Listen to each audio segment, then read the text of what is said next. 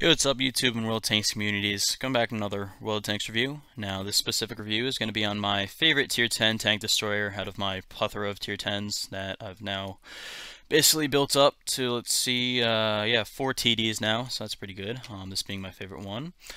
The Foch-155. Now, this tank is pretty much, in my opinion, I like to describe it as an aggressive or passive hybrid type of tank destroyer. Now, you guys all know, you've seen them on the battlefield hopefully, that it has that just ridiculously devastating 3-round magazine clip that has 3 shells, all at 850 average HP damage.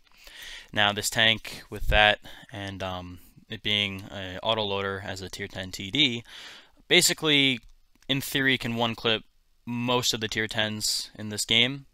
Excluding, let's say, the E100, which I have down here, the mouse, maybe IS-4 on low rolls, stuff like that. So on an average roll of each shot, it could basically clip any Tier 10, excluding, like I said, a couple of them. So just that being said, that's obviously going to be a plus side of this tank, and I'll get into that later. But yeah, let's get on with this review. Alright, so starting this review, we're, like I just said, going to start on the gun. Now, this tank has a 155mm cannon, which is comparable to any other, top tier TD for the most part.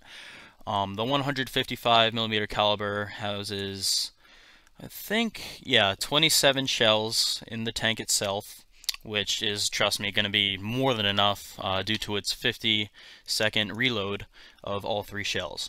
Now, people think that's a big downside of this tank. It is, but at the same time, if you have a good platoon, say you have a good team, which half the time doesn't even happen, you can basically just, stay back, let them absorb damage while you reload, and then eventually just shell out again. So 3 shells in the magazine. The inner clip reload is 5 seconds, and that does not change. That is standard for this Tier 10 tank destroyer. So basically, you can unload all 3 shells in 15 seconds, and then you're going to have to wait, with a good crew, around like 44 seconds to reload.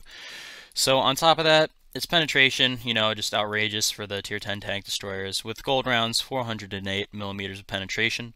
With heat rounds, which, like I will get into later, seems like a good number, but with the spaced armor mechanics and everything, you're going to have to place those shots very carefully. Now, the standard AP damage or penetration is 293mm. That is on the downside of Tier 10 tank destroyers, but at the same time, it's a tank destroyer, so if you're bouncing shots with that, you're bad. So the accuracy is 0.36 at 100 meters, which is pretty standard. I mean, tank destroyer, especially a non-turreted TD, that's pretty good. Aiming time is 3 seconds. That's a little on the downside. That's why I recommend putting a GLD on it, and I'll get into that in another part of the video. So that being said, that's the gun. Basic autoloader. I'll have that definitely in the gameplay and explain how it works and everything, just if you guys still don't get it. But yeah, let's get on to mobility, armor, and other stuff like that. Alright, so what many people do not realize is this tank's mobility is godlike.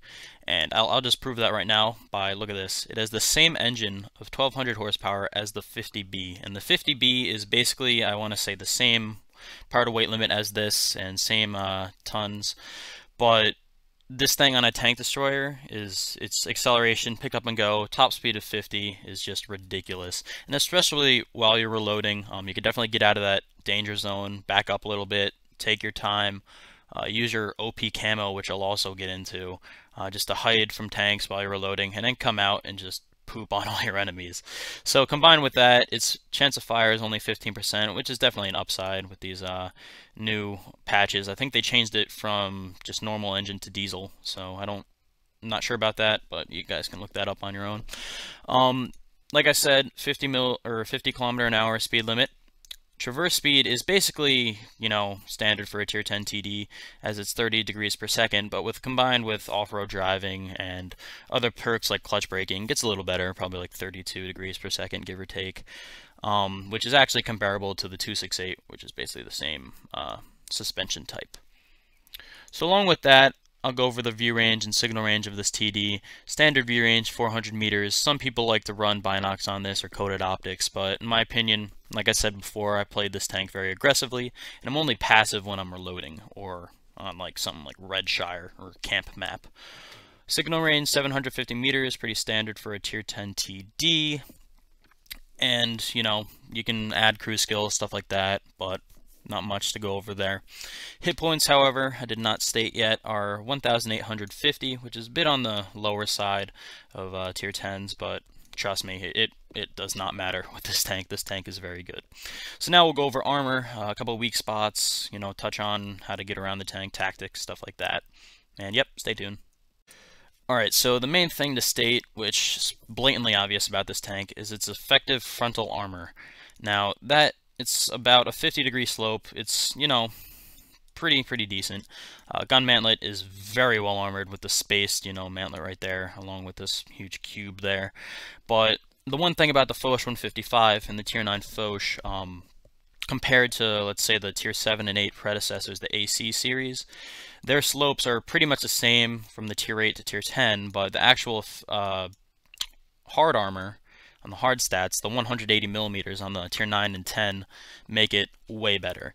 Because normally on the AC-48, if someone wants to run gold or just maybe even a gun with over 250 penetration or 225 penetration, something like that, they could pen up here, they could pen your cheeks, they could pen right down here. But on this tank, it's got some pretty troll armor. I mean, I've seen gold rounds and heat shells definitely bounce off right here on the sides of the cheeks. But, you know, like I said, TDs of the same tier can basically pen you anywhere. But the hard armor of this thing, the 180 millimeters combined with the effective slope, make this thing really bouncy from the front. With that being said, your main weaknesses are the sides and the back, obviously. And if you angle with this tank, you really can't do it when you're facing a tank 1v1. You can angle, however, if you have like a rock here and you can hide that back side of your tank behind it, basically only show your angled front. But that said, you do have the two top weaknesses up there. So basically, when you're playing this tank, you shouldn't really angle that much, except, like I said, some instances where you can hide your side armor. And side scraping, non-turreted TD, shouldn't even do that. But for the most part, you're going to be hidden anyway, and the armor on this tank from the front is very good. However, it may be nerfed in patch 9.0, which will come after 8.10. So 100 millimeters of standard armor at a 50-degree slope on the front, combined with the gun mantlet and this cube here, 50 millimeters in the sides and back, along with little side skirts, which don't do shit. Yeah, so that's the armor. Go over weak spots now. Obviously, if you're going to be facing this tank from the front and he is fully loaded, you want to track him, go around, hit him in the tracks, hit him in the drive wheel, keep him perma-tracked, hopefully hit him in the butt, maybe light it on fire, but that new diesel engine, not really going to happen. Also, one thing to note on this tank is this rangefinder right here, kind of a lot of people call it the hammerhead type thing, which it does look like. It is a weak spot. It's very well known, but the one thing to note is right here is the only hitbox. All of this, when you cut off there to the left and cut off here to the right, are no hitboxes. The only thing they can do is crit the tank and maybe damage the rangefinder. Along with that, you have a rangefinder here, which is also a crit spot. And you have another weakness, which is considered weak, but you still need over 200 millimeters of penetration to get through the cupola there. And that most likely will kill the commander. So, you know, you can take your chances with that. So my recommendation, do not ever face this tank front on, especially if you're a heavy or a medium. You want to go behind them. So that's basically that. I guess I'll go over crew skills, you know, loadout, a couple extra stuff, tips, and then we'll get into the gameplay. Alright, so as crew skills go, let's pull these guys up right now. The commander, obviously, Sixth Sense is a must on one of these TDs, and you all should know that. But I recommend, since it's a non-turreted TD, before you get your perks as the first skill, go all repair or all camo, depending on what you like. I went all repair first because this thing's base camo is good, and since it's played aggressively, in my opinion, and you get perma-tracked, your repair skills will help a lot. So, for the commander, what your basic type of skills should be, mine are a bit different from what the standard people say, but, you know, whatever, I'll just say it anyway. Sixth Sense, definitely on the commander first. On the driver, I recommend going camo, and obviously you want to do a non-perk, a skill, and then retrain to a perk once it gets to 40% past the first skill or whatever. So Sixth Sense, clutch braking on the driver, Basic loader, you can do whatever you want. You can do safe stowage or repairs. I just chose repairs and camo. Gunner, definitely Deadeye, since you have the 3 shots. Makes a great difference. Eventually retrain to be camo, camo, camo, camo. Camo is a must on this tank as your second skill or third skill. It's just a great thing to have on this tank and just makes you invisi-tanking to kill people.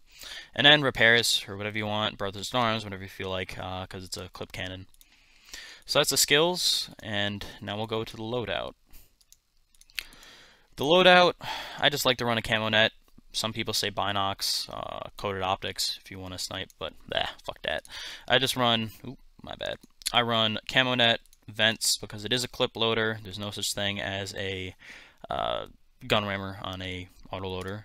And then gun lane drive, because, like I said before, the 3-second aiming time is kind of pitiful. And for me, playing the E4, I'm kind of used to it, but it still gets annoying, and especially the dispersion while moving is kind of bad.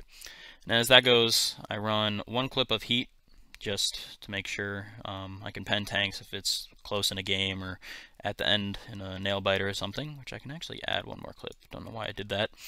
So 2 clips of heat, rest, AP. I don't even load HE. It's not worth it in one of these tanks that has such a long reload. As consumables go, I run small repair kit, small first aid kit, and an automatic fire extinguisher, which I do in all my tier 8 to 10s now, as it's just really worth it. So let's go ahead and accept that. And that's basically it for this part of the video. I mean, I'm going to go over the tech tree after this, but then we'll go right into gameplay, what you guys have all been waiting for. Alright, so as the Foch tech tree goes, to be perfectly honest, I free XP the first 4 tanks. They are not that good, not that fun to even play. I mean, you get the FTAC, and it only takes like, what, 9,000 XP to even get to tier 4. Some people play the Soma. I just said nope and researched the S35CA. Now, I played this thing, got completely through it. It's actually a pretty good gun. I actually like the stock 17 pounder, as at tier 5, 171 penetration is way more than enough. Average damage is a little low, 150, but for tier 5 that's fine. You can run the 90, I just preferred the spammy gun.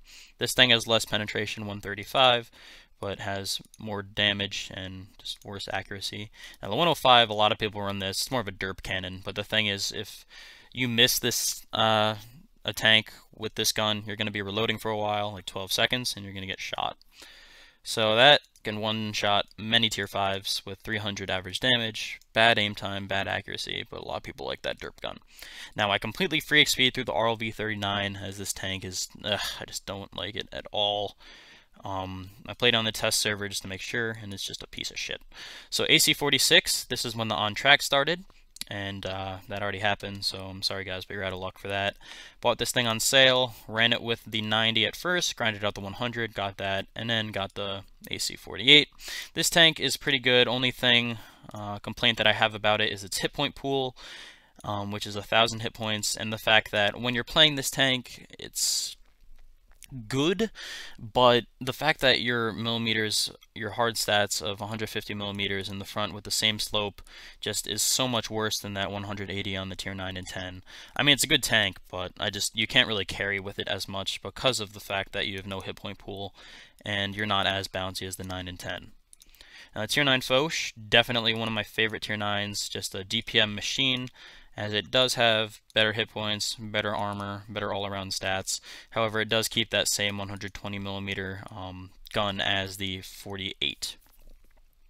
I like to think of this gun as basically the 5120 gun or the 50B gun without the autoloader, just a spammy rate of fire. Now on to the tier 10, Foch, just get that and have fun. So now we're going to get into the gameplay. I'll have a couple good battles for you guys, and just stay tuned. Alright guys, so this particular game, we have a nail-biter type game, as I kind of give a spoiler, where it basically comes down to me and my Foch and a few pieces of artillery, and I kind of, duke it out with a couple other TDs and end up winning. So at the start of this game, this 50B, kind of tries to YOLO with our 268, but As you see in 2 seconds, he gets pazoned by Artie.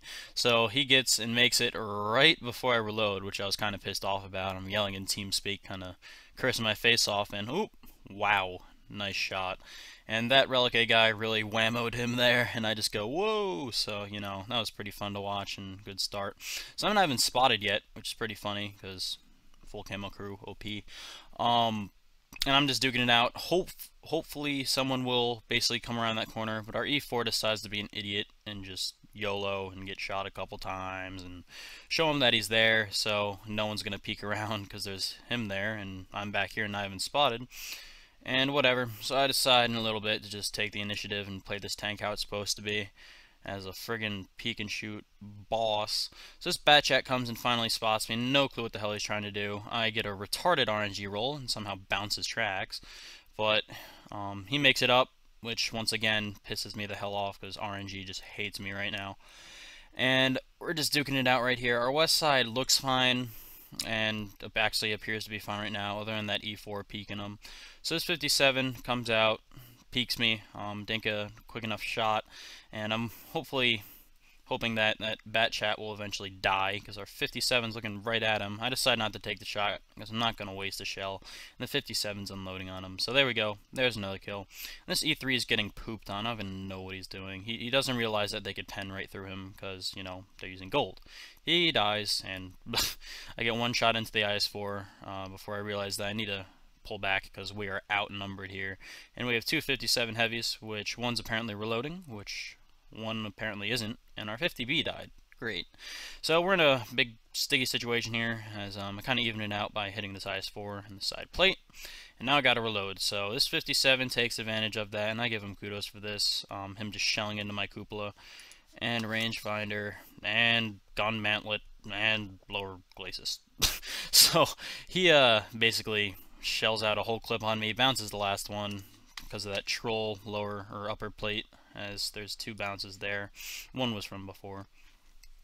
So we actually took the lead here by our west doing a little bit of work. As I'm reloading, this Leopard 1 comes around. He thinks he's sneaky. For some odd reason, he's either retarded or doesn't have sixth sense, because he doesn't realize that I'm just going to turn around and duke it out with him, poop on him right in the face. So I turn around, I'm reloaded, and the Leopard 1's still spotted. And, you know, the 5-second rule after he goes unlit literally takes 4 or 5 seconds for the server to finally pick it up. And he goes unspotted as he peeks around right as I'm loaded. And this RNG roll was pretty nice, as I get the high roll and good accuracy to kill him, as that kind of makes up for that one before on the Bat Chat.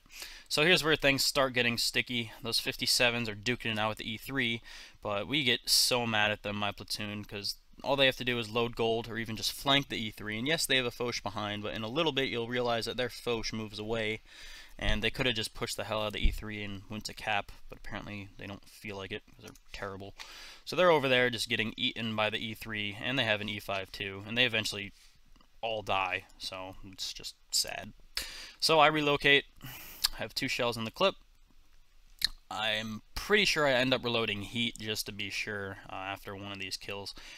Like I said before, I like to load heat just to make sure I pen things in these sticky situation games. So this could go either way right now. I mean, we kill the E50M, we're still down by 1, but what is it? This 268's running away, but he's gonna die soon. So yeah, pretty sticky situation here. Waiting for them to come around, but apparently they just derp and sit there because they realize we have Artie, which I guess is smart for them. But I'll speed it up here as this kind of does nothing during this time. And I come around this corner. I'm thinking they're all going to be there, but apparently none of them are. And 57 comes YOLOing around the corner, and my OP camo saves me, as I'm trying to get a spot where I can at least cover the lower glacis. And here we go. Oh, hello, buddy. Track shot. And it's just funny, because he look at this, he freaking flails and just misses the shot. And then I kill him, and his name's Uncredible. Yeah, I guess kind of fits what he just did. So I got 3 kills, 2.5k damage, and the E4 comes out. Now he's not even looking at me as my camo is reset, and I'm trying to spot him. Me and this 268 are keeping him lit for Artie. And there's one hit, Tree is down, that means something else is coming, which ends up being one of the Foches. R57s are apparently sucking up to that E3, and shit's going downhill. So right now, it doesn't look too good. However, he's lit, so Artie can reset, but that Foch is being a ninja, can't be spotted. So this E4, oh man, come on, get the kill shot. So there he is, and Artie takes it, and give kudos to him. I probably would have missed anyway, because I'm terrible. And like that shot, rush a shot on the Foch, but whatever. And hello, Artie. Our Artie really saved the game for us at this point. And you know, there it is. The basic tied up point. And their Foch, what the... he just crashes, and that helps a lot, because that means I can reload heat and just poop on this E3 whenever I spot him. So that Foch just crashes, like, what? I think he fell from his little canopy up there, down around, let's say, K0, J0, and I'm reloading heat. I get up pretty quickly here. So let me fast forward it. I get up to this one spot here. Object 261's going towards E3, and I try and tell him to follow me and just stay back and halt, but whatever. So here comes the E3. I spot him, and he just whiffs a shot. I don't even know why he did that, as he knows I'm reloaded by now, and he kind of acts like he didn't reload. That's why I was hesitant at first, because I actually did not see him shoot, because I'm terrible, and my platoon mate in TeamSpeak actually told me. And there we go, I take down the E3 with the gold shell, and this is basically GG. So as we go, kind of just go here and whatever, speed it up. So that's one of those nail-biter games where it could have been either way, and it's really cool. I mean, I do around 3k damage, and battle boats for the win. There you go. So I do 3k damage, 4 kills. I get that credit boost from this game due to the event. I'll have that up next in the pictures of whatever, noobmeter.com. I'll upload it. And I'll have one more game for you guys, which will hopefully be action-packed.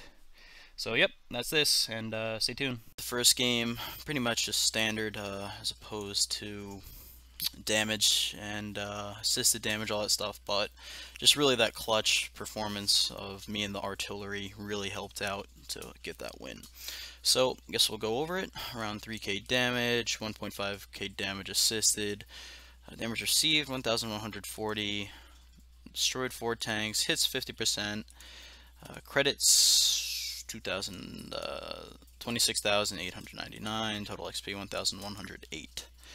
So compared to the enemy team, let's see, damage dealt, they didn't do that bad. I mean, they have, what, 2 tanks above 3k, 4 tanks above 2k. Yeah, it's not that bad for their team, especially against ours. Pretty much the same, other than our artillery, like I said, just carried the hell out of that game.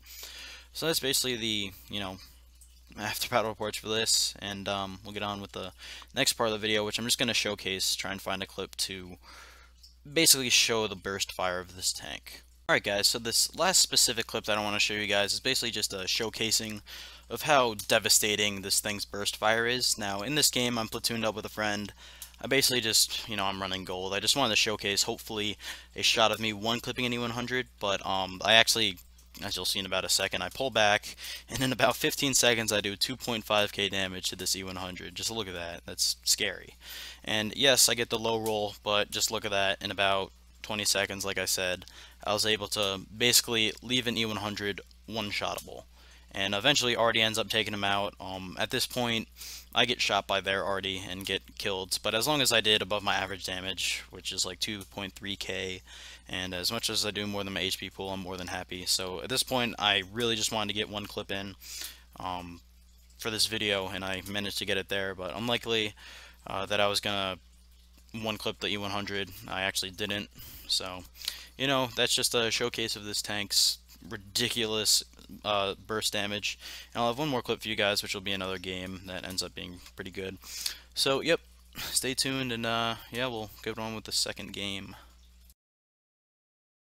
Alright guys, so for this second specific game, I got a, what is it, standard battle on Sacred Valley. Now, this specific game is more of a slow-paced type game, and I snipe a lot more with it and eventually go on the assault type tank that the Foch is, in my opinion. But for the most part, it's more of sniping at the beginning, like I just said, but like I said in the intro of this video, I like to play this tank as an assault tank more than a sniper. I will snipe with it, but in my opinion, it's just so OP with the burst damage like I just showed you guys in that clip, and just the fact that it can manhandle tanks without even letting them return fire that much. So I'm going to go ahead and skip it a little bit to basically move myself up towards the push. Now, as you guys can see, our team is pretty bad compared to theirs. They have way better players, especially in their TDs, so we'll see what happens. I'll just spoil it, whatever. We end up winning this game with me and Comanche, my platoon mate, which we end up carrying hard. So this 704 runs in, and looks like he gets a shot off, but also gets shot. So now I take the initiative, you know, just want to get as much damage as I can. And this bad chat runs away, shoot him in the back of the turret, and I get a pretty nice roll of 867. Now this one, I get a critical hit on that E100's rangefinder, which I believe I damaged it. I mean, I would hope I did, because in the after battle report, I believe I actually have, I get, what's called, assisted damage from that. So now I shoot the T-30, get a low roll, and someone else, IS-7, finishes them for 50. So I'm just going to go ahead and speed it up, just for sake of time, between this reload. And yep, my reload's down to like 40 something seconds. I think it's like 46. So now the game is basically in our hands right now. It could go either way, but for the most part, the way we're positioned, we have all of north, and we have Comanche and the Jagdpanzer covering south. If their waffle tracker and east, the T-57 end up pushing it all, they'll probably get pooped on. So this FV goes around. I end up just saying screw it, our teammates will finish him off. So I'm up and reloaded, and I just go in for the kill. So I have full health. I realize they have a lot of TDs, so I'm going to play cautious towards here. It doesn't really look like it, but I'm trying to weave my way through the cover, stop here to make sure I didn't get spotted. And I eventually move up into their cover and spot them first, because what I did was, since the beginning of this video, I actually retrained my crew to full camo, because I believe I got a third skill, so that's always a plus side. So I get a very nice shot on that bat chat, take into account the shell travel time, and it hits him right in the side of the turret. So at this point, our team is just totally closing in. I mean, that M48's trying to push Comanche and the Jagdpanzer, but they're not getting anywhere there. They don't have arty, so I don't even know why he's doing that. 704 takes out our IS-7, and our bat chat kills their rhombus, or whatever you want to call that thing, the tier 7 German. So I end up, I haven't been spotted, and oh, there we go, I got spotted. So I end up trying to kill this FV type thing, which on the side the Jagdpanzer gets spotted. So for the most part, I'm just playing defensively right now, waiting for that 704 to die, which he does. And now I can be more offensive. I have 2 shots, so that more than likely means that I can't one-clip this FV-183 with whatever I have left. I would need 2 very high rolls. So I'm just going to go ahead and speed this up, because I pull back and just camp it out for a little bit.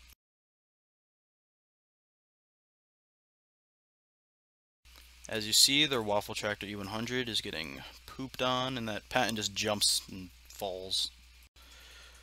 So here comes one of their mediums, 121. He ends up dying pretty quickly, as we basically make our way into the remaining forces, as I do the same thing that M48 did, which was jump down right there.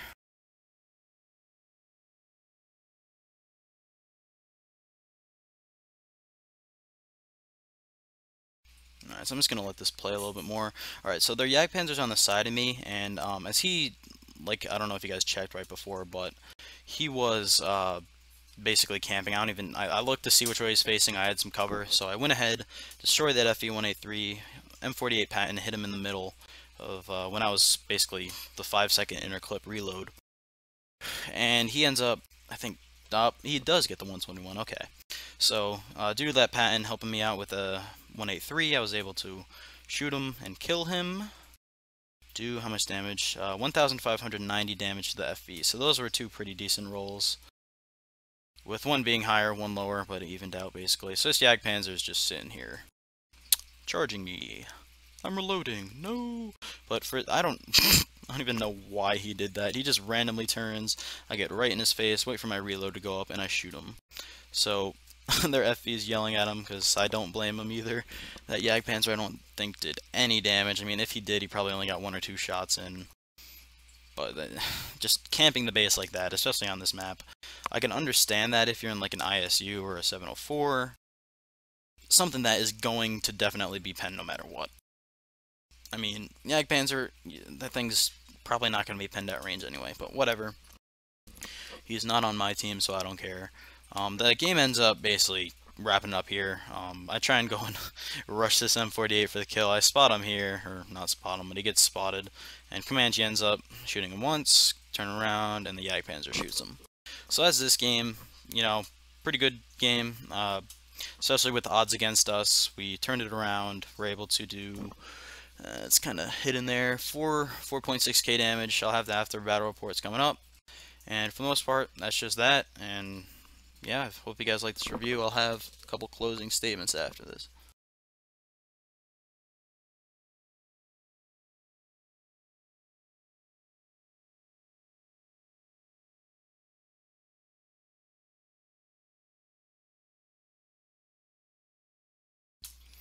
Alright guys, so closing up this review, just want to retouch on some few things that I stated before, such as the armor being very trolly, not very, I want to say effective, but at close range, you know, people just pen right through you. But for the most part, I guess I'll describe it this way: the sloping is really what makes this thing's front just ridiculously troll, along with the mantlet that absorbs a lot of no damage pens.